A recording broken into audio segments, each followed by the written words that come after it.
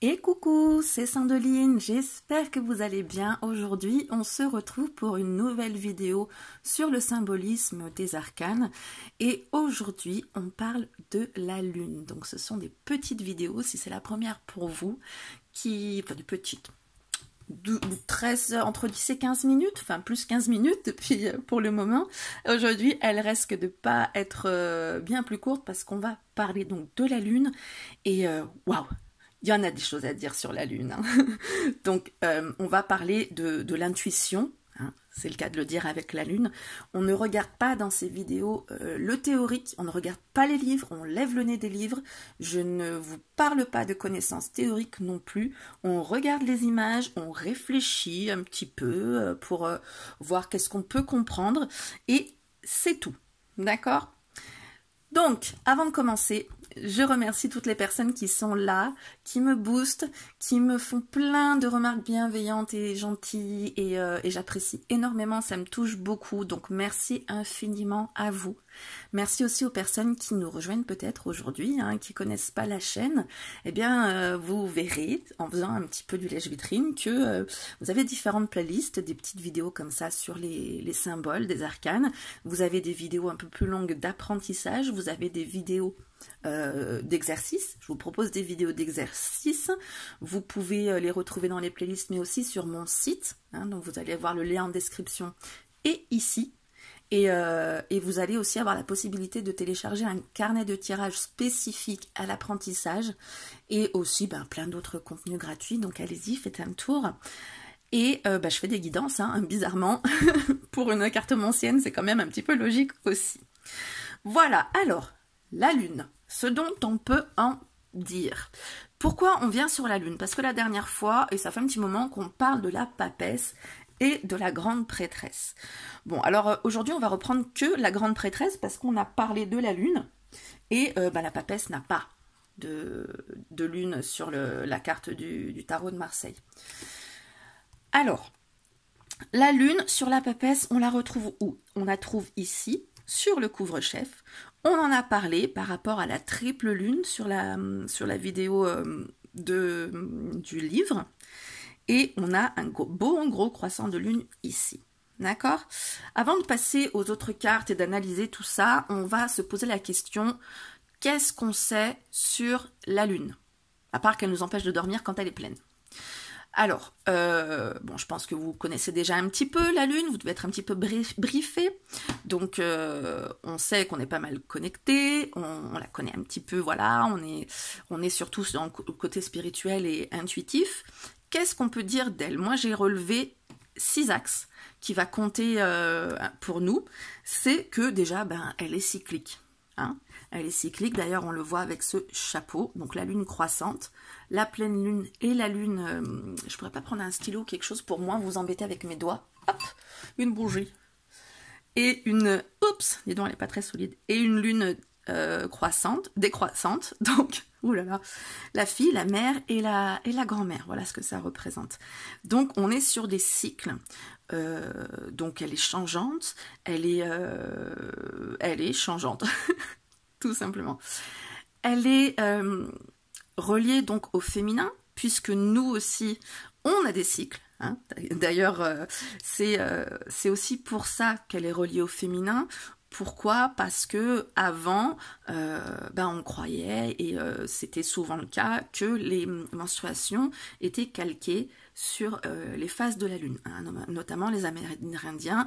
Ils avaient constaté que dans les tribus, les femmes avaient toutes leur menstruation en même temps, ce qui arrive souvent hein, quand des femmes vivent en groupe, et que ça coïncidait plus ou moins avec les phases de la lune. Et du coup, d'où vient l'expression, c'était les Amérindiens qui disaient avoir ses lunes.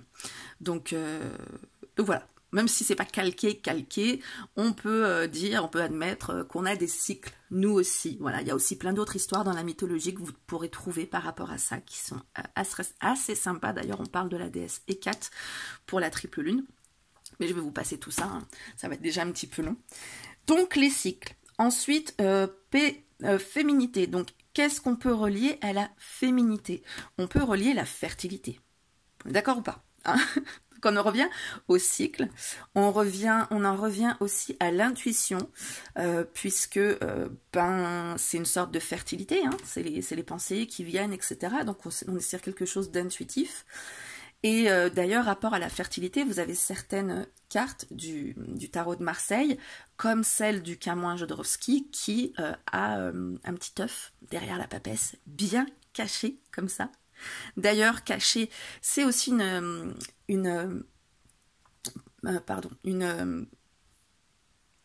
aspect de la Lune, pardon, c'est le mystère.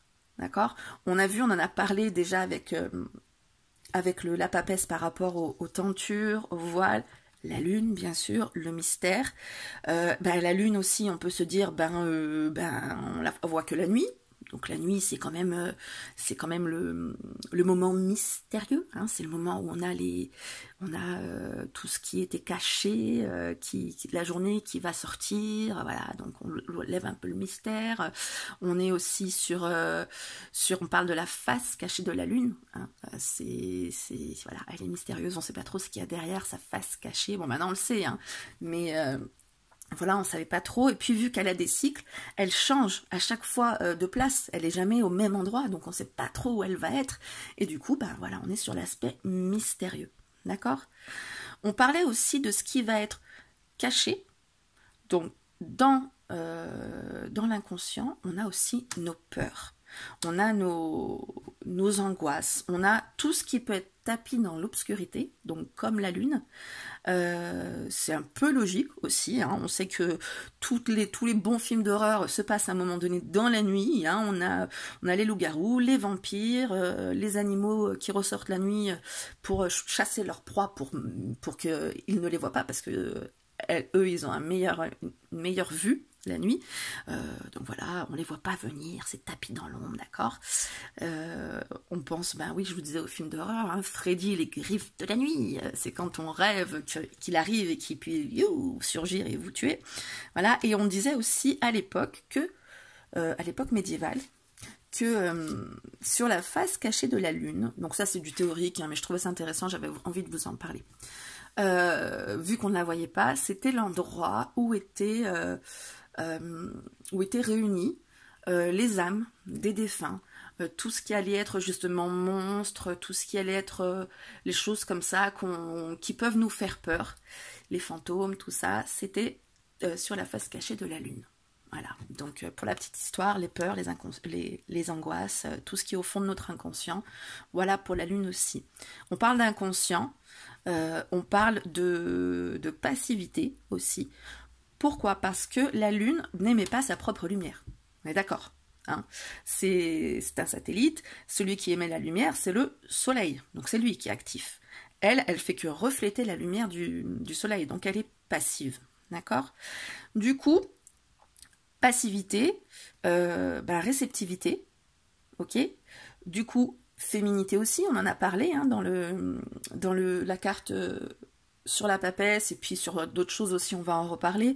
Puis si vous ne regardez pas dans le bon ordre, enfin dans l'ordre, il n'y a pas de bon ordre, mais dans l'ordre, vous verrez aussi que la lune, on peut la relier à la passivité, effectivement, et du coup, voilà, comme on est aussi dans une atmosphère nocturne, on va être plutôt dans une intériorité, hein, on va être renfermé un peu, hein, parce que qui dit lumière dit mettre en lumière, et qui dit introspection, on est plutôt dans l'intériorité, dans ce qui est caché, d'accord, dans ce qui est intuitif, dans les sentiments. Voilà, donc en plus on parle pendant les phases de la lune d'introspection, c'est les bons moments. Voilà, donc les 6 axes de la lune, les cycles, les mystères, l'intuition, la féminité, la mère et l'inconscient et les peurs. Alors, quelle carte on a avec la lune? On a parlé de la grande prêtresse, hein. On a vu qu'elle détenait une part de mystère, donc la revoilà pour symboliser donc le mystère qui est lié aussi à la carte de la papesse, mais aussi la passivité qui est la carte de la papesse, sa réceptivité, l'intuition, l'inconscient et aussi la figure de la mère. Je vous ai parlé de l'œuf dans la vidéo sur la papesse, sur la genèse du monde, et donc sur le livre, et donc on retrouve une figure maternelle avec la papesse. Hein. La papesse, elle a une figure maternelle, mais pas que, puisqu'elle détient donc les 3 facettes de la lune dont je vous parlais, qui est la fille, la mère et la grand-mère, donc Hécate, hein, la triple déesse, lune croissante, pleine lune et lune descendante. Ok. Dans la vieille femme, elle va être, avec la lune décroissante, elle est la vieille femme qui détient la sagesse. Et la lune croissante, elle est la jeune fille qui détient la virginité. Voilà, donc ça on pourra en reparler, mais virginité, ben, on peut se dire qu'une religieuse, ben oui, elle est vierge, elle est pure, voilà, et puis les cartes aussi donnent aussi des indices pour parler de virginité, hein, notamment le blanc, etc. Mais ça, on en reparlera, c'est pas le sujet de la vidéo. Quelle carte a la lune? La lune, bizarrement. Donc la carte de la lune va nous parler de tout ce dont on a déjà parlé. Donc on va avoir la fertilité, la mère, ok. On va avoir le côté double de la lune. Hein. C'est un côté, il y a un côté ombre et lumière avec la lune. Hein. Il y a le côté la lumière qu'elle renvoie du soleil. Il y a aussi l'obscurité dont elle est issue, enfin qui fait qu'on la voit à ce moment-là. Il y a un côté qui est un peu double. C'est le côté aussi qui fait que, qui revient par rapport à la papesse, hein, la dualité, qui fait que on ne sait pas trop, il y a ce côté rêverie. Donc avec ces éléments, on ne va pas en parler, on en parlera une autre fois. Et on a ce côté intuitif dont on parlait avec la nuit, on a l'eau, on parlait du côté inconscient, de tout ce qui est caché, les peurs, on va le retrouver probablement avec l'écrevisse, parce que l'écrevisse on la voit pas, elle est bleue, comme le reste de l'eau, au lieu d'être orange. Là, elle a une couleur un peu bizarre, mais voilà, on la voit pas trop, elle est tapie au fond de l'eau, donc ça veut dire aussi quelque chose, cette écrevisse. On en parlera aussi dans une prochaine vidéo, parce que bon là on est déjà quand même à 12 minutes, on avait déjà pas mal de choses à dire sur la lune. Et donc cette carte va représenter, de par tout ce qu'on a dit sur la lune, l'introspection, les mystères, les cycles, l'intuition, la féminité. Voilà, c'est la carte de la lune, donc elle a tous les attributs de la lune. On est logique jusque-là? Quelle autre carte a la lune dans le tarot? Tarot de Marseille, il n'y en a pas d'autre. Hein, même la papesse, elle l'a pas. Tarot de Marseille, c'est la lune qui a la lune, tout simplement. Okay, même l'étoile qui est là et qui se passe la nuit n'a pas de lune. Okay, il y a des étoiles de toutes les couleurs. On peut du coup penser aussi à toutes ces boules qui sont, enfin toutes ces gouttes qui sont là, qu'on va retrouver aussi dans la carte du, c'est pas les mêmes couleurs, mais de la maison Dieu, et qu'on va retrouver aussi dans la carte du soleil. Donc ça, ce sera l'occasion d'en reparler. C'est pas encore le sujet de la vidéo. Donc l'étoile n'a pas de lune. Même dans la Rider-Waite, j'en ai vu un certain nombre qui se passent la nuit. Il y en a que quelques, il y en a que 2 qui ont des lunes sur, pour tout vous dire, sur les cartes. Même celles qui se passent la nuit, que ce soit le 10 d'épée par exemple, ou l'ermite qui est clairement dans la nuit. Hein. Vous avez, ou la tour qui se passe la nuit aussi, vous avez encore les gouttes ici. Mais on n'a pas de lune, d'accord? On a une carte qui a des lunes et qui se passe la journée. C'est le chariot, je vous le rapproche un peu, le chariot. Alors il a des étoiles qui veulent dire certaines choses et il a des lunes. Alors c'est que dans le Rider-Waite, hein. Et le Rider-Waite, là, ça va exprimer les phases changeantes, puisqu'on a une lune, si on regarde bien, je ne sais pas si on le verra ici, qui sourit, et l'autre qui fait la tronche. Donc on est sur le côté changeant, on peut dire féminin, aussi lunatique, mais bon, on va passer là-dessus parce que ça va. Et en fait, on est sur le côté dual, on peut le dire dual, du double. On est sur le côté double du chariot. Il y a beaucoup de choses qui représentent la dualité, donc on en reparlera. Mais voilà, on va avoir le côté cyclique de la lune ici. Et puis, on a 2 autres cartes qui ont la lune. C'est celle-ci. Alors, on a parlé de quoi avec la lune? On a parlé de sentiments, on retrouve de l'eau, effectivement, d'affectif, on a parlé de féminité, on a parlé d'intuition, de mystère, enfin voilà, je ne vous refais pas tout. Dans le 2 d'épée, on a plusieurs choses qui ressemblent à la papesse, hein. On a déjà une couleur bleue qui domine, on a donc la lune, bien sûr, on a la position assise, on a... qu'est-ce qu'on a d'autre? C'est déjà pas mal, hein. Et donc toutes les deux passives aussi. Elle regarde pas son livre et elle ne peut pas voir. Donc il y a quelque chose quand même de lié, même si c'est pas exactement la même chose, même si voilà, il y a une qui est plutôt volontaire dans le fait d'éviter, dans le fait de ne pas voir certaines choses, et l'autre qui c'est pas de sa faute, hein, elle est un peu attachée. Donc toutes les deux sont passives. Donc elle n'a pas seulement les yeux fermés, elle est empêchée de voir, d'accord? En plus, elle a la croix sur sa poitrine, donc elle est empêchée vraiment d'agir. Donc voilà, elle peut pas, la papesse, elle veut pas forcément rester passive, mais elle, on peut se dire qu'elle aurait envie d'agir et elle peut pas. Il y a quelque chose qui l'en empêche. Il y a une dualité aussi dans cette carte. Voilà. Bon, ça, c'est après pour un autre épisode. Pour le moment, on reste sur la lune. Et quelle autre carte a la lune? Ça va être le 8 de coupe. Et lui, c'est le seul qui va être debout et qui va avancer. Pour moi, c'est un homme, hein, donc... c'est le seul qui va être debout, qui va avancer, et c'est le seul qui va avoir une lune plutôt pleine, et qui va reprendre le visage de la carte du tarot de Marseille. D'accord? Donc lui, il avance. Lui, il est actif. Et qu'est-ce qu'il fait, le 8 de coupe? Il part, il laisse des coupes là. Les coupes, c'est des sentiments. D'accord? L'affection, tout ce qui est émotionnel, c'est là. Donc, il s'en va, il laisse les coupes, il laisse l'émotionnel et il part plutôt, il part au loin, sous le regard de la lune. On a la nuit aussi.